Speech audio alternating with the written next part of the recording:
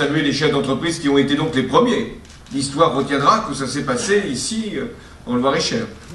Confirmant ainsi la volonté qui est celle du gouvernement de faire de ces contrats de génération une grande opportunité. Et si je veux prendre toutes les catégories de demandeurs d'emploi, en 5 ans, le nombre a augmenté d'1 500 000, arrivant à ce chiffre qui est inquiétant pour tous ceux qui ont des enfants, tous ceux qui ont un emploi, et tous ceux qui n'en ont pas et en cherchent.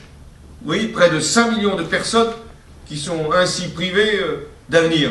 Nous avons cette obligation, obligation morale, obligation économique, obligation sociale, de lutter contre le chômage, de fournir à des jeunes l'occasion de pouvoir trouver un emploi et de réussir leur vie.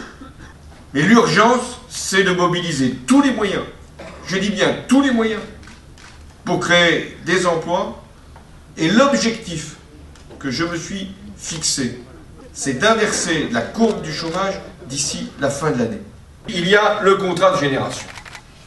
C'est-à-dire l'idée que nous pouvons, dans une entreprise, permettre à un jeune, comme nous l'avons montré dans votre commune, madame la sénatrice, permettre à un jeune d'entrer après parfois un contrat de professionnalisation, parfois un contrat d'apprentissage, parfois rien du tout, d'entrer dans l'entreprise avec un contrat à durée indéterminée et puis un senior qui va lui transmettre son expérience.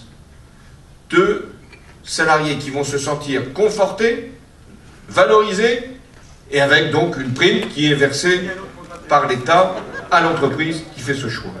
Mon objectif, c'est que nous puissions avoir signé 75 000 contrats au cours des 12 prochains mois. 75 000 contrats, ça veut dire en fait 150 000 emplois. Emploi du jeune, emploi du senior. Voilà les instruments que nous avons créés.